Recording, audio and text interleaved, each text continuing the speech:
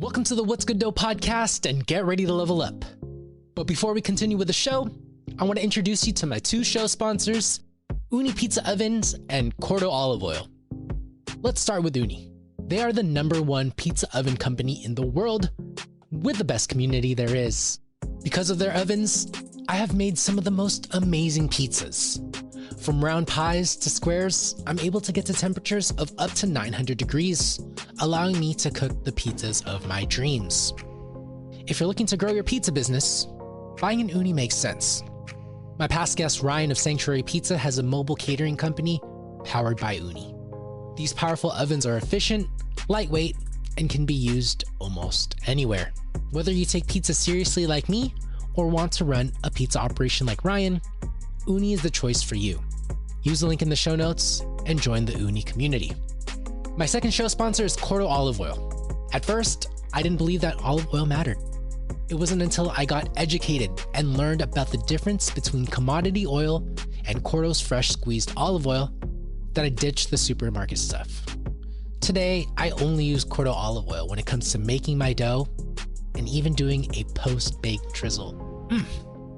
I have even made some amazing pesto with it. Oh my goodness. Sourdough's high quality olive oil does really elevate anything it touches. My buddy Chris, who runs a slice of New Jersey, just switched over to Sourdough. Not only is he getting quality, but he ended up saving money by switching over too. If you're still unsure of the difference, pizza operators can sign up for a free olive oil tasting. Use the link in the show notes to learn more.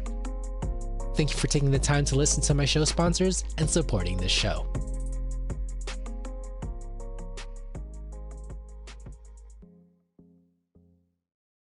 Whereas pop-ups, you're in a different spot every time. When you do open a restaurant, you have to trust that your product is good and that people are going to come through the door. That was my friend Kaleigh, also known as the Pizza Slut. And it's your boy, Idriff, and you're listening to the What's Good Dough podcast. Whether it's pizza, business, or life, my guest and I are always talking about ways we can level up. Kaleigh blesses us on the show today to fill us in since we last talked. Was it 2 years ago or last year? Can't remember. It feels like it's been a while. Anyway, we get back to talking about her history, how she took the jump leaving her job to pursue pizza. Really, she idolized it from afar. She looked up to the greats and wondered, how could I do this myself? The effort that she put in to figure it out was so worth it. For all of you numbers nerds out there thinking about, should I make the jump? She actually tells us how many pizzas she's selling a week, and the number sounds pretty good if you do the math. Finally, we get the inside scoop on her brick and mortar plans, a What's Good Dough exclusive. Oh yeah. Make sure to check out the show's description for a link to the transcript and all the other special links that would be nice for you to look at and support. For example, if you're looking to buy an Uni, check out the link, use that link in the show notes. Or if you want to support the show, there is a What's Good Dough t-shirt linked down there. Go check it out. Other than that, sit back, relax, and enjoy the show. And remember to always ask, what's good dough? You all cannot believe who I got on as a podcast guest right now. It is the motherfucking Pizza Slut, Kaleigh. And how are you doing today? What's good? I am good. Thank you. Thank you for having me. It's been a while. It's been a while since we last chatted, and I'm excited to just catch up. Yes, me too. Well, then let's get through the formalities. There is one question that I like to ask. There's no right or wrong answer. What's good dough? Man, there's a lot that's not bad. I will say that. Staying busy, doing my little pop-ups here in Orlando. Been traveling a little bit, making some pizza in different states finally, which has kind of had been a little bit of the end goal. So getting my sourdough kind of around has been an interesting but fun experience. So it's everything's going really good. That's amazing. And that's why I wanted to have you back on, because I think you were you still working when we last talked? Were you working at I think a bar? Yeah, so I was bartending at Universal in City Walk, and Mhm. I was only doing maybe 4 pop-ups a month, and now I'm doing 4 to 6 a week. So no mas Universal. I am full-time pizza slut, and kind of making sure everybody knows that too. Hell yeah.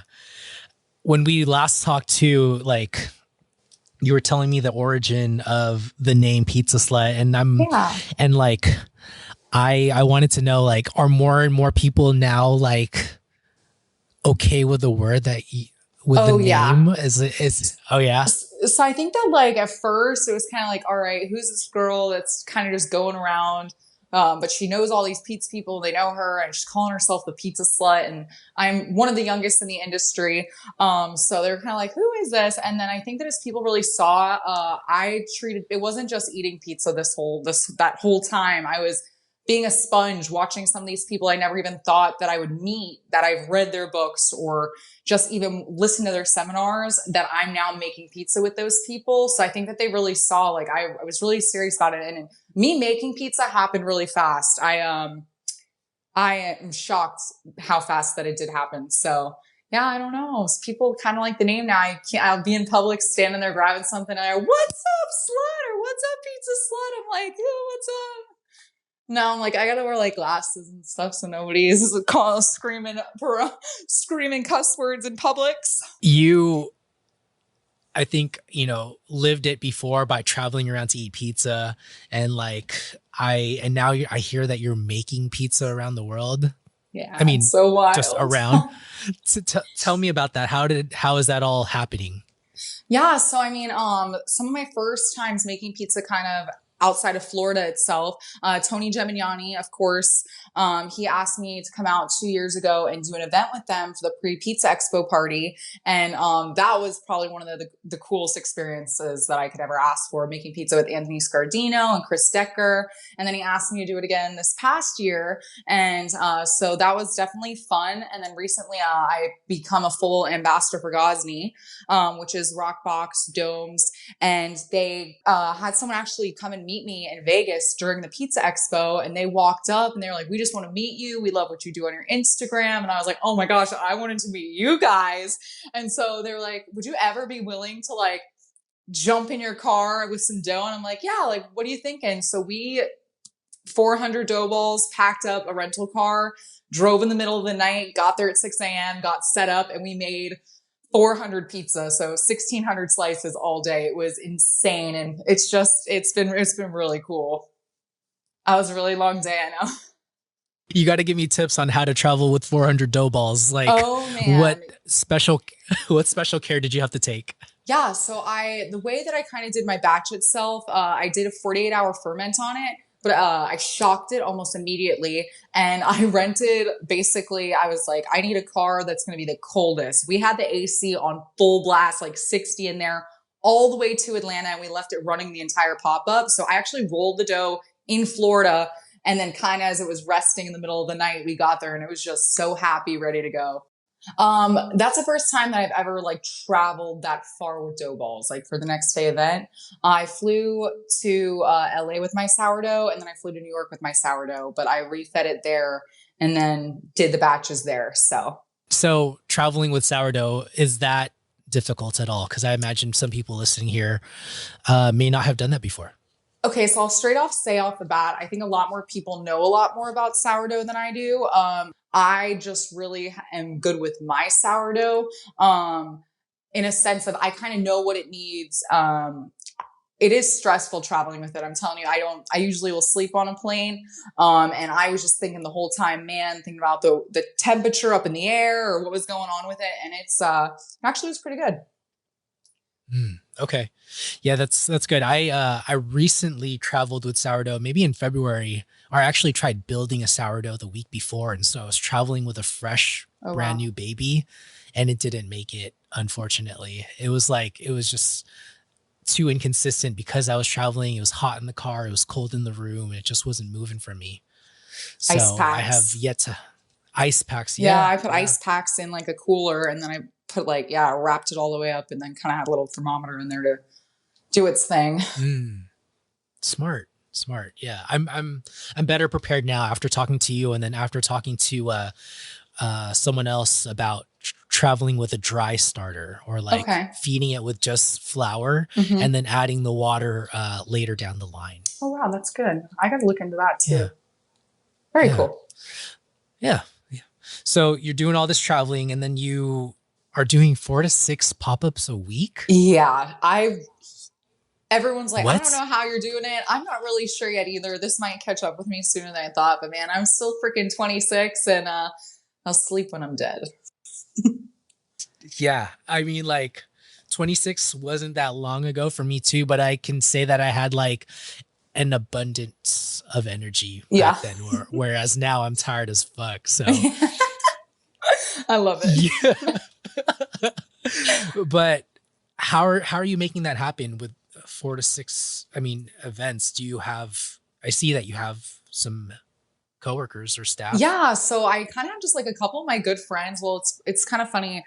All of my friends that have, it wasn't like, hey, I need your help, which granted, I have needed people's help and I thought about hiring different people, but I have more people come up that are like, honestly, I really like your pizza. Would you ever like consider letting me try working for you? And I've taught like 3 different girls in Orlando to make pizza, which is awesome because I love seeing like just my thought with walking up to a tent that says Pizza Slut with like 3 boss girls just making your pizza. I just love the vibe. And then I have a couple of my guy friends who are like, I want to make pizza. I'll come make pizza for free pizza. I'm like, all right, you want to come work? You just stand there and watch the ovens. Tell me when to turn it. And some of them have picked it up as easy as well and have bought them themselves rock boxes for their house. And like, it's insane. Oh, okay. So I didn't realize you were working with guys too, because I don't know. I honestly like have only seen women on your IG page working with Mhm. you, and I was like, oh, okay, women I've got power, like 2 amazing. guys that work with me. And they're kind of just like they have the night off or they sometimes run into the bar that I'm at, or if I'm like busy, they'll be like, yo, if I jump back, you want to make me a pie? I'm like, sure, yeah, make pizza for an hour. I got you. So a lot of my Tight. friends have really stepped up. And then I also have had people that have been like, I genuinely want to work for you, which it sounds still so silly to me. That's so cool. I mean, I just wanted to comment like your videos of you dancing and making pizza, and with everyone else kind of like going along with a ride too. It's like it's such a vibe. Thank you. Yeah, I used to be very stressed out, and I have like 2 friends that can attest when I first started popping up. And I mean, I still sometimes have lines. Like I've gone with lines with 80 people waiting in line outside of like a different bar waiting on pizza. So sometimes it's you sell 40 pie, sometimes you sell 140 pie. It kind of just really depends your venue or what you're doing. But I used to be really stressed. And I think as I got more into it and the more that I started doing it, I really just I'm just so happy when I'm making pizza. And I was trained musically. So I just kind of feel it just really natural, I guess. You have good rhythm. Thanks. What steps did you have to take to get that comfortable? I mean, is it Um, just experience? I Let it think, go? yeah, definitely experience. Um, there was, I think, one pop up when I was standing there and I wasn't even paying attention to stretching dough. And I was just looking like there was 2 pie in the ovens behind me, people still ordering. And I'm standing there stretching, just listening to music. And I looked up and I was like, this is it. This is it. If I keep doing it exactly how I'm doing it this way, then I know that I can kind of go the long run. So definitely just practice. I mean, I went from not being able to even roll a dough ball to rolling 400 by myself. So it's pretty crazy. I can't even see 400 dough balls in my head right now. It filled the walk-in, like filled to the brim. Stacks when we had to duct tape them all up together. Do you have a commissary now? I do, yeah. I mean, I've had a commissary for a while. I share one of my friend's kitchens. He owns a local restaurant here Hey, and then like gutted out the back for me. So I kind of have my little pizza slut area back there.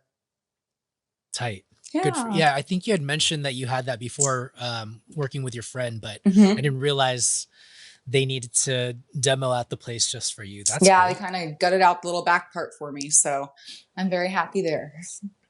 Mm. I'm always interested in kind of getting a little bit more of the story when with these types of partnerships. I literally just had a conversation with someone right before about working at a VR space and expanding the kitchen for him. And Oh, so wow. like how did that conversation come about? Did he extend the offer? Kind of, sort of. We've been friends for a while. I've always looked up to him as a chef, and he actually made pizza way back when. So the minute he saw me kind of start making pizza, he's like, he was one of the first people that was quit your job and you should do this full time. You just make it happen. So I actually run their Instagram and I do all their photography full time for the restaurant. So that is a little bit of the help. Like that's our kind of ebb and flow situation. Or if they need some type of prep done and I'm waiting on a batch of dough, I'll jump in and do something for them. So, I mean, I'm always trying to help other people because I know it'll most likely come back to me, which even if it doesn't, you got to support everyone, man. For sure. And so just being that supportive person that you are, when it came to expanding the backspace for you, it was just like, yeah, it was quick and easy. Got it. Yeah, it was a no-brainer almost. It's a good lesson for folks to just say, all right, one, find a mentor, and then two, 100%. Be the best person that you can be, because you never know who you're helping out and how they can help you out later down the line. And I mean, the food is really good at that spot too. So I will be standing making dough in the back and I'll be like, oh yeah, I saw on Pizza Slut's page that this spot has this. And I'm like, doing my job, even when I'm not supposed to be. There you go. Yeah. I'm just hungry all the time. So am I. You have this this platform though that you can provide to other businesses, and you have the eye for photography. So thanks. I'm sure they're getting a lot of value from you. Pizza's where it's at though. That's all I want to do.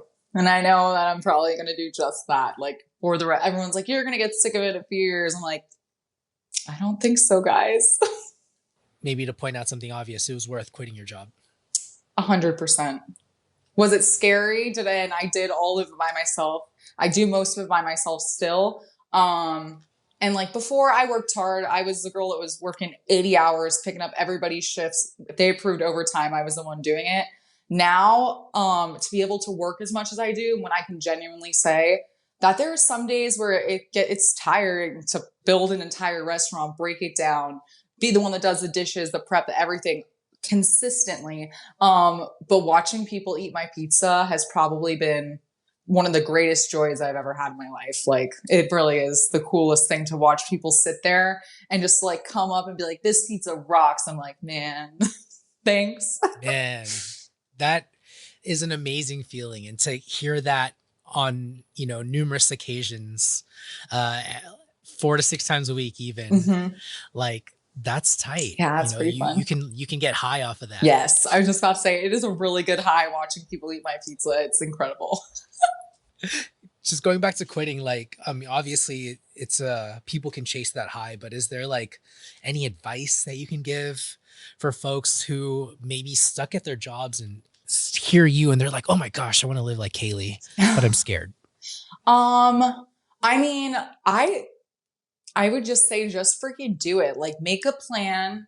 If you can find a good support system, which I hope that if you can't find someone locally, you can always message me on Instagram. And it takes me sometimes to get through them, but I am happy to always talk about like kind of the next step in your life, especially if you want to get into being as a pizzapreneur or whatever you decide that you want to kind of do. But I would say just do it. Like before I was the girl that had to make sure everything was in order before I did it. And now it's like, I'm rolling with the punches because taking events, doing whatever I can. I've said yes to private locations and I ended up making pizza on an airplane, like in a decked out party airplane hangar.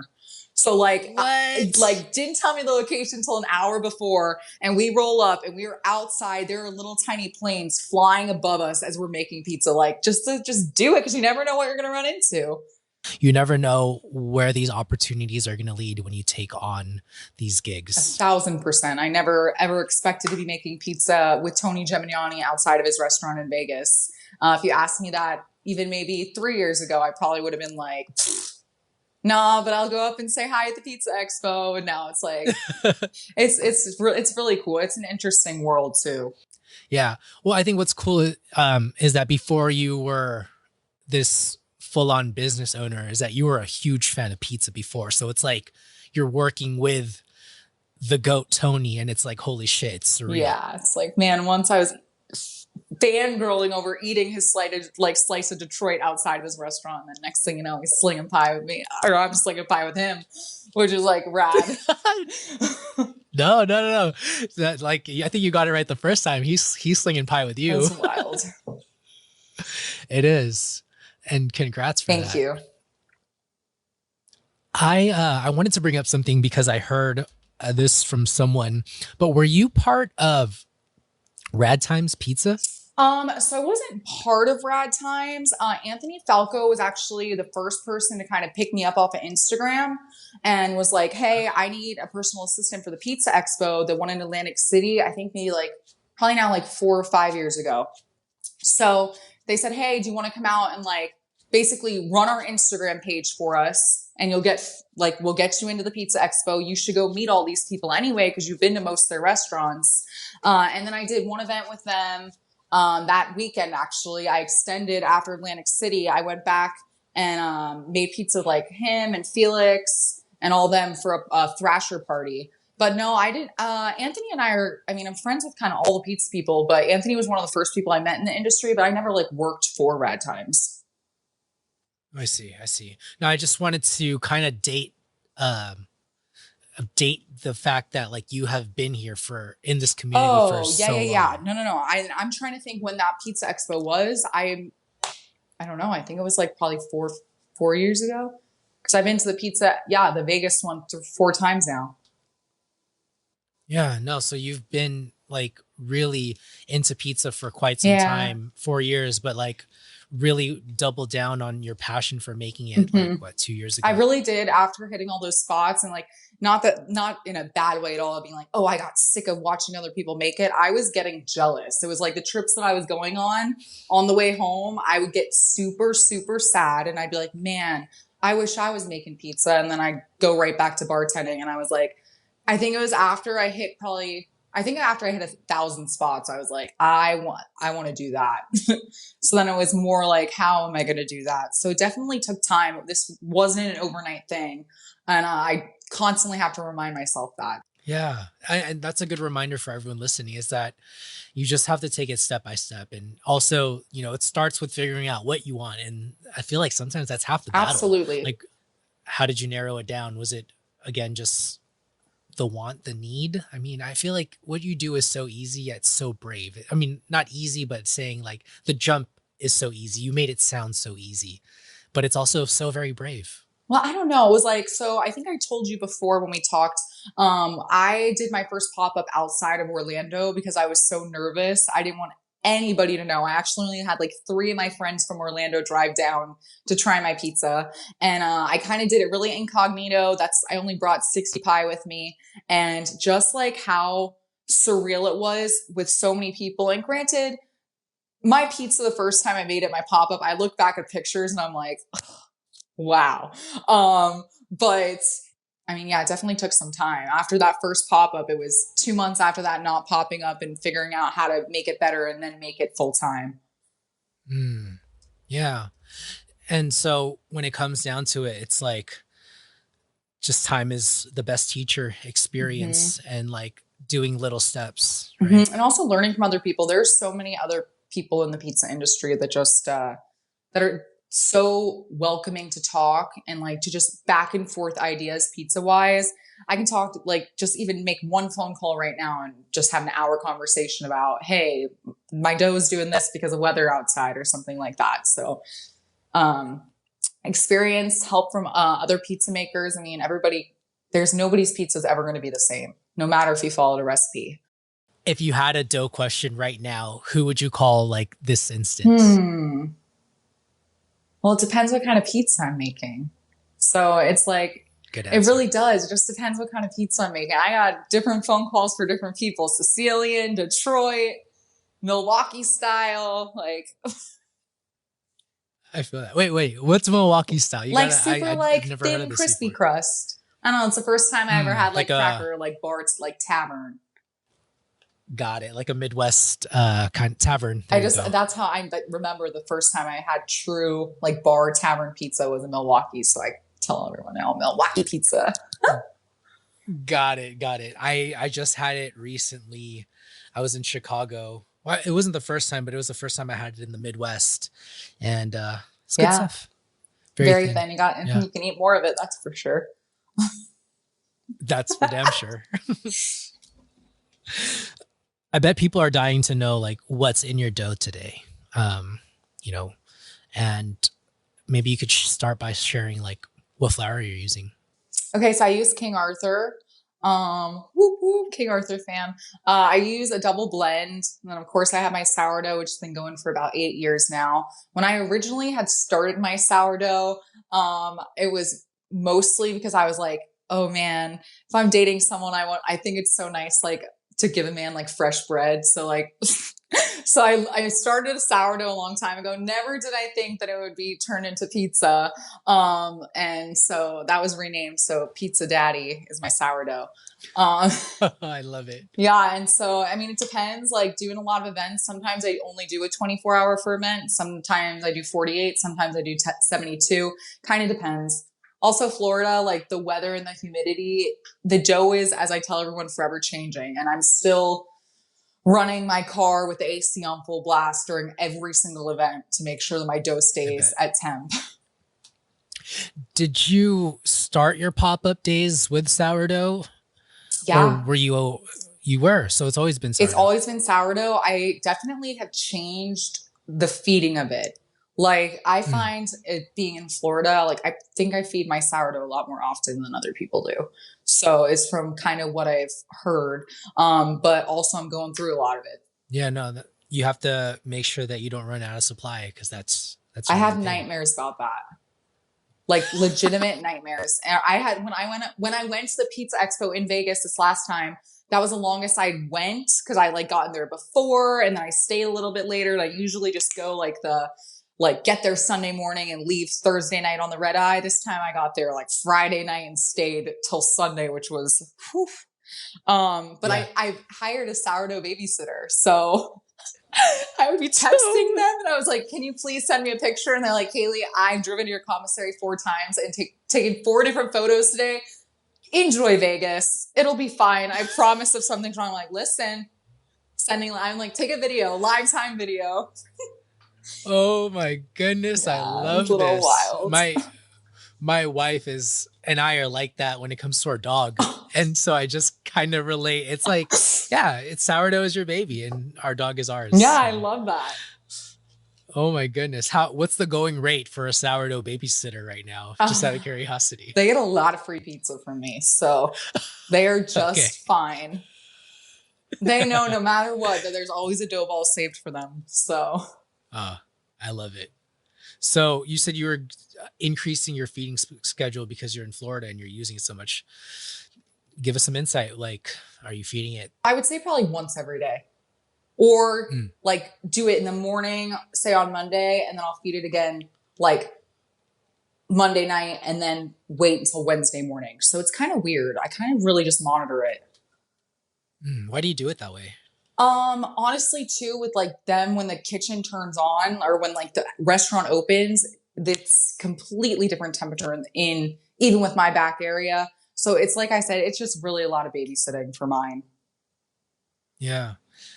And then I'm sure, like, you chose the hardest way to leaven bread Mm-hmm. by choosing sourdough in Florida, where it's like humid and hot and kind of unpredictable. And I mean, there are definitely days where, I mean, recently, I don't know, I got my recipe down now. So it's kind of like I know if it needs to be out an hour longer, if it doesn't need, it's kind of hard to be able to like tell you when I've just gotten it down to a T now, which I'm grateful to have gotten it down to a T. Yeah. Yeah. Good for you. I started working exclusively with sourdough maybe like a little under a year ago, and I'm constantly iterating. I feel like I don't have it down just yet. Yeah. I get lucky sometimes, I mean, but I guarantee probably don't have sourdough completely down yet. I mean, I don't think anybody ever will really have pizza making down to a T or you know what I mean, or the cooking of anything. But for my recipe itself, this is the most comfortable I've been with my recipe as a pizza maker. yeah, it's going to perform when you need it on any given day of the week. And even when I did make the drive to Atlanta, I was definitely nervous. I was checking consistently different batches of numbered dough. Like this was number 1, this one was rolled first, and then bin number 29 was rolled the last, you know? So it's definitely just knowing, I guess, your own recipe. And I think I told you that last time that we talked too. Like confidence was something that wasn't super natural at first when I started making pizza, especially knowing all these people that are so great. And I kind of just came out, I just one day just was like, I'm going to make pizza. So it definitely, you just got to be comfortable with your own recipe and kind of your own styles. Like everyone rolls differently, spins differently, cooks differently. So you kind of just got to do what makes sense to you. Yeah.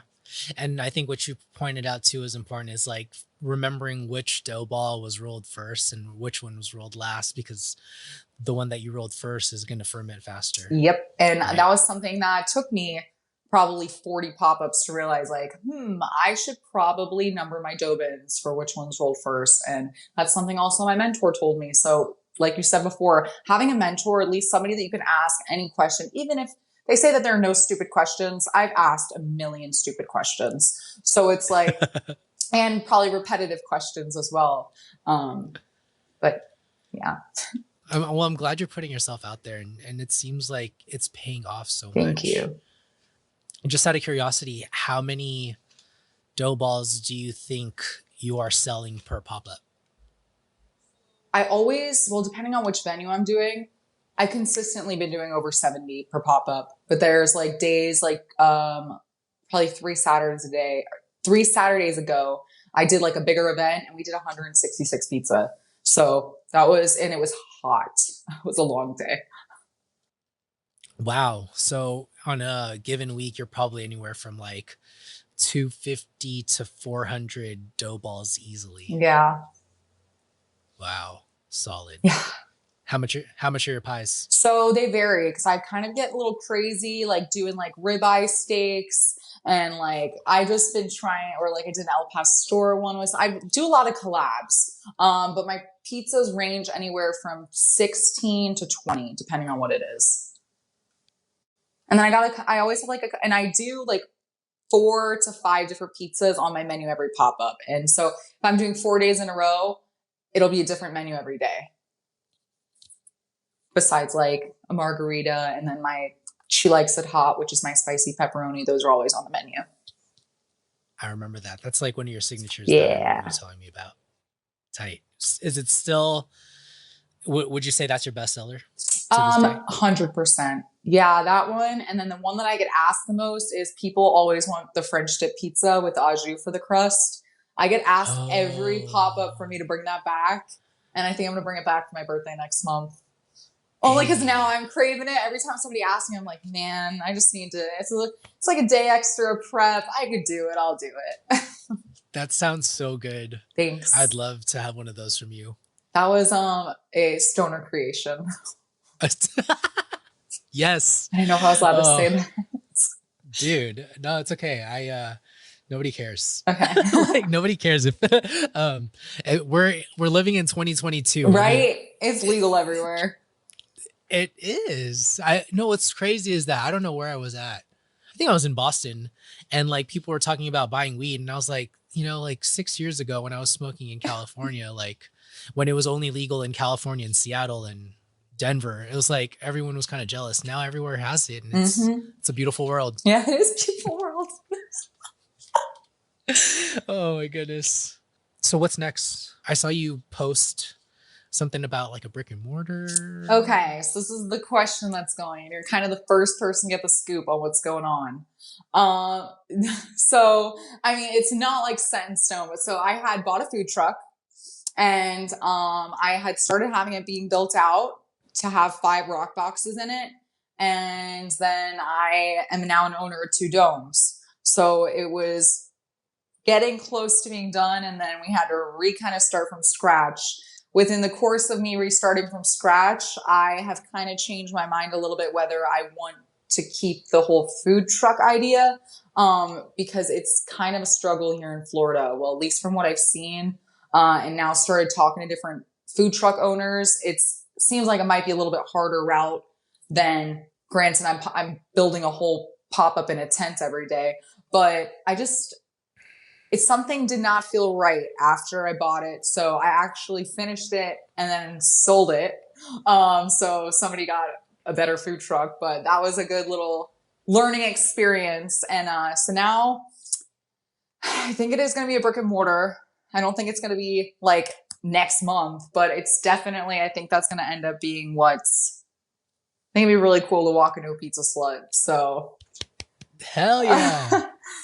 Wait, before we like dive into that a little bit more, can I just ask you what went wrong other than like the feeling of not having a good feeling about it? Was there anything like logistically that was off? Logistically, I mean, I'm 5'2" and I practiced driving it for about 2 months and it still was really hard to drive. It was a 7x16 food truck that was going to be filled with a ton of equipment. So definitely was a struggle. And then I was like, I will hire a driver to drive it around. And then hopefully that person will just be able to do that. And so logistically wise, that was probably it. And then, Hey, Pizza Pal. I just want to say thank you for listening to the show so far, and thank you for making it all the way here. Before we get on to the end of the show, I want to remind you all to please leave a rating on the podcast. You could do it right now. Just go ahead and click 5 stars if you're listening on Spotify or Apple. It will greatly help the show. I appreciate you so much. And if you're looking to buy an uni or a second uni, the affiliate link helps the show so much. So please use that anytime you're considering a new oven. All right, enjoy the rest of the show. And then also, it's kind of a constant battle. Everybody kind of wants to know where I'm at. So I think eventually it's going to be easier when it's going to be just a restaurant that you go to. So, I mean, I think everybody's kind of end goal is brick and mortar. I can't tell you how fast that's going to happen, but I'm going to kind of take a little bit of time throughout the next year to kind of take Pizza Slut as far around as I can travel and bring my pizza to a little bit more different spots around Florida. And then now that I know I can get it around, kind of do that for a bit. Do you want to stay in Florida or in your current city to open up the brick and mortar? I will stay in Orlando, yes. Got it. Why is your goal then to travel more around Florida for your pub? Because I'd always kind of wanted to do that, to kind of share my love with my love of pizza with kind of everyone. And I'm not saying I'm not going to be doing stuff in Orlando. I'm just going to take more opportunities to do stuff out of Orlando for a little bit, because I really do enjoy the traveling and having different cities get to taste my pizza and people that have heard about Pizza Slut. It kind of just brings a new thing, especially being in Orlando and so many people vacation here. That kind of sets a tone for, if I do run into these people, then they know where they can go in Orlando too. I feel that. Cool. And so I guess other than time and just waiting it out and whatnot, what do you need to get your brick and mortar started? I just really need to figure out where I want it, how I want to do it. And I mean, I do feel a lot of pressure, but like I said, a lot of this kind of did happen very quickly. The whole, even me making pizza, like we're just shy under 2.5 years of me even touching pizza dough.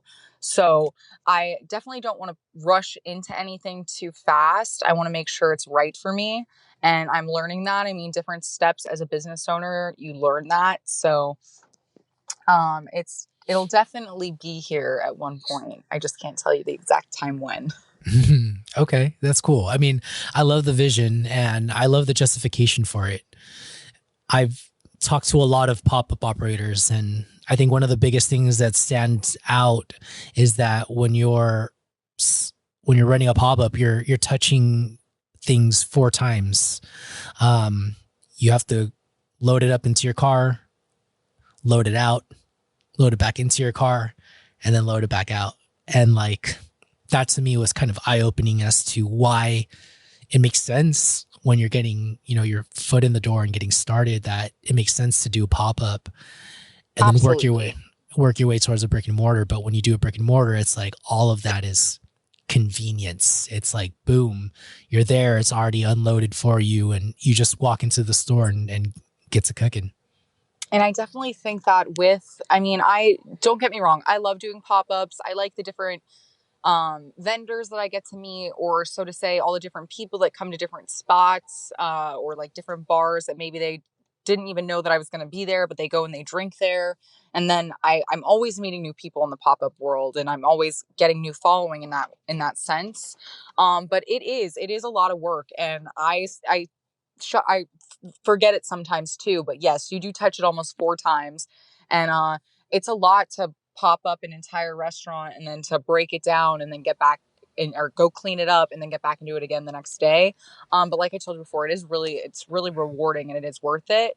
I just think that, I mean, in the long run, the brick and mortar is not only going to allow me the convenience, but also I think it's going to give me more time for a lot more creativity, like adding different menu items and maybe getting a different style pizza on the menu besides just my sourdough neo.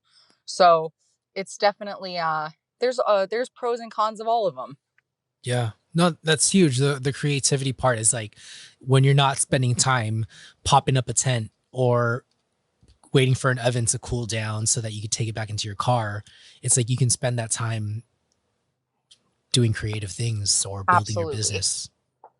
Yeah, no, that's such an important point. And again, the benefit of talking to a bunch of pizza makers on this podcast is like I get to share some of the tidbits that they've told me, but like a lot of them are saying, yeah, like you have the benefit of youth. I too am not that old, so I have like maybe 6 years of youth. So like, yes, we're young, but like as I talk to these older pizza makers who are like goats in their city or like really Mm-hmm. some of the best, right? They're just telling me like, yeah, my body is wearing down. And so you really only have a limited time to make the pop-up lifestyle kind of work until you Mm-hmm. have to like rely on your staff. And at that point, you're not the one making the pizza. And that's kind of why we start this thing, is to make the pizza. Absolutely. And like weather too, that'll be a big factor in having a brick and mortar too. Weather is a really big factor in Florida. And there are days where it's sunny all morning and I'll be prepping all morning, and then I'll go to set up and it's monsooning, and those dough balls, maybe I could try and use the next day, but sometimes I do lose a lot of product. And the worst thing is canceling a pop-up because of the weather. Because I want to be making the pizza and I want people to be coming out. So, and I always bum people out, or if people are in town that want to try my pizza and I have to cancel, it's definitely like the pop-up world. It's the whole restaurant world, the pizza world, everything that you do is hard, but it's worth it. If you really love doing it, I think it's worth it. Yeah. I think you brought up some solid points about pop-ups that people listening should definitely consider. You said there's positives and benefits. Benefits and negatives to both, right? Uh, we've Absolutely. we've clearly listed the benefits and the negatives for the pop-ups, and I feel like we've listed the benefits of having a brick and mortar. What negatives can you think of that you should be preparing yourself for? Um, I mean, I think it's just going to be hard. It's going to be a lot of work, but I guess more so in a sense of just trusting that I do have all this following that I am so grateful for. And I love that people love watching me make pizza, and I love making it. So, and getting to share my love of pizza with everyone. Um, but it's also scary to think that if you open up a restaurant, whereas pop-ups, you're in a different spot every time. When you do open a restaurant, you have to trust that your product is good and that people are going to come through the door. Mm. Mm-hmm, So I mm-hmm. think that's the biggest thing, like really setting yourself in one spot and being like, all right, this is where Pizza Slut's going to be. Come and get it. It's not going to be where, hey, I'm on your side of town tonight. Pizza does sound good. Yeah. Right. It's like when you're popping up and you're 2 miles away from where a person lives, cool. It's easier for them to come through. Absolutely. But when you're at a brick and mortar, that person who was 2 miles when you popped up is maybe like 15 or 20 or Mm-hmm. two or Absolutely. sorry, not two. Yeah. But that, with that said as well, that attests for if I am 25 minutes away, or I had a group of people come from Tampa the other night. So they drove an hour and 40 minutes to come and to a tent outside to eat Sheesh. pizza. So like that baffles me, and I am so grateful for that. But that also shows it's a true test to whether or not people are willing to travel. Mm, I love that. Thank you for sharing that story. Absolutely. it got me thinking, how much of your clientele do you get from your Instagram? I'm A always curious to lot. know this because I love, ooh, give me a little bit more than a lot, because I'm always trying to convince people that Instagram is valuable, right? It's not Okay. just addiction. I've tried to It's not explain just that to showing a lot of off. people too. And yeah, I think Instagram and social media does take up a lot of people's life. But Yes. also people would not know where I am. They wouldn't know like what the menu was. They wouldn't be able to kind of see the person behind the entire business. Instagram is kind of your way to like let people know, like, if you're proud of something and you want to get your name out there, or you want to do something, then I mean, social media is a way to share it. That's, people are all on their phones. If you're scrolling through a page and you see good pizza and you look and you're like, oh, this is in downtown Orlando on Thursday night, let's go there. And then it's kind of one of those. It's social media. It's kind of the way of the to be in the know. Oh, 100%. And it's like, it's driving the way consumers act, I think. For me personally, I have been like this huge hot chicken fanboy as of late. And yeah, and when I find a new hot chicken spot, I'll Google them, or depending on where I'm at. And then what I'll do to make sure it's even worth going to is I'll go and see if they have an Instagram account. Absolutely. If they don't have an Instagram account, it's a bad sign. 100%. And people being able to see stuff constantly posted every day, different stuff, giveaways. I love doing giveaways just to get people involved on Instagram, or tag your friends. Maybe they're like, oh, hey, my friend likes pizza, but they never heard of Pizza Slut. And then if that person's like, hey, do you want to go get pizza together, then that's more people coming out. So I think that, yeah, Yeah. social media, I don't think that Pizza Slut would be anything that it was without social media, because it's almost like I would have just started at an event in a tent. I'm lucky enough that I built this following where even before I was the crazy girl in Orlando that was obsessed with pizza. And a lot of these people never thought that I'd make it. They just knew that I traveled around and ate it and photographed it and judged it at some competitions and did stuff like that. But now they're seeing the transition into somebody that really, really loves something that's now made it their career. I that was beautiful. Super beautiful.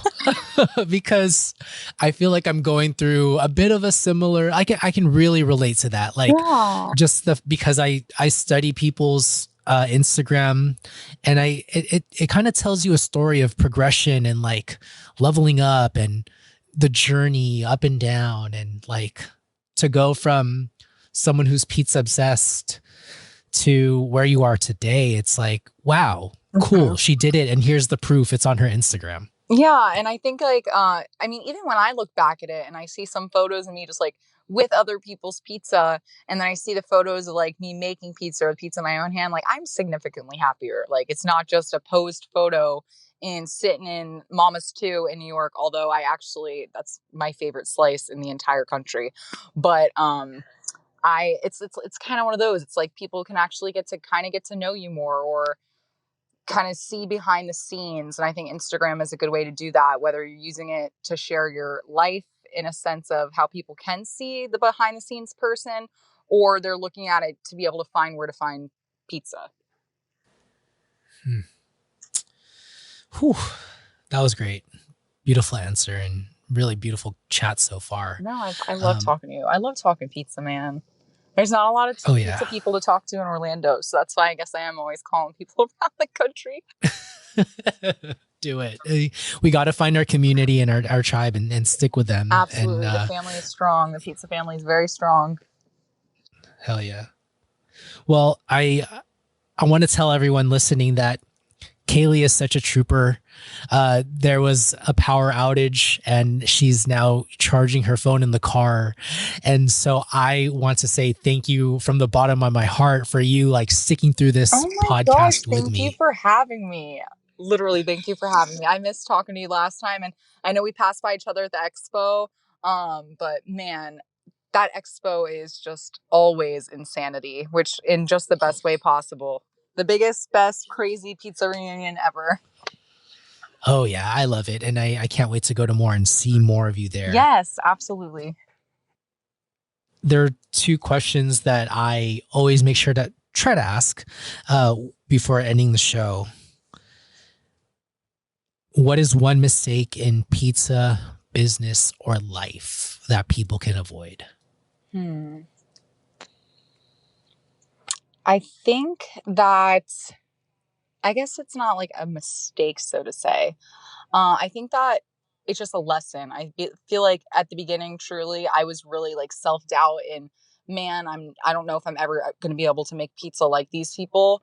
So I think that it's just like, yeah, that was probably my biggest mistake, waiting so long, being scared to jump. I wish that I had started sooner. I'm happy that I did start when I started because I've learned more than I think that I ever would have been able to. But I think just being scared was probably my biggest mistake. Like I wish I would have just asked somebody to touch a dough ball sooner. What's funny is that like in the grand scheme of things, you moved pretty fast, but to have had those 2 extra years under your belt, like I'm sure it would have taken you even farther, but I don't think there's anything wrong with the way your journey did, but what's helpful is that in your advice, you're encouraging people to just get to it. 100%. And I appreciate that too. Thank you I know that you've been a great supporter in my crazy little pizza journey. Crazy big pizza journey. What are you talking about? You're up there. Thanks, honey. Thank you. Yeah, of course. Always happy to support. Final question. What do you want to leave the audience with today? Well, now that we just talked pizza for about an hour, I'm definitely craving pizza. So I might go to one of my favorite spots up the street, one of my friends owns. So I think I'm gonna go grab a pie.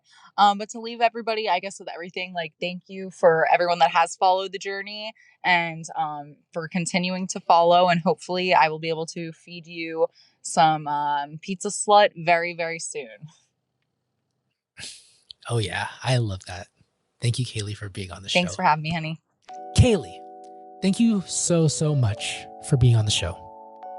10 years from now, I'm going to listen to this episode and think, oh my goodness, I had the pizza slut on my show, not just once, and hopefully not just twice, but I actually had her on the show, blessing me and the listeners. You are a star. Keep on shining and keep on inspiring, and I can't wait to see your pizza journey continue. To you, the listener, you already know what to do. Hop onto IG, find It's the Pizza Slut, and let her know what's good dough.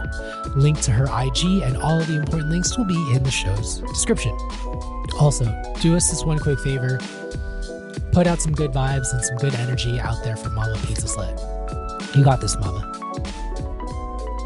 Thank you again for listening. I appreciate you. I love you. Till next time. Peace.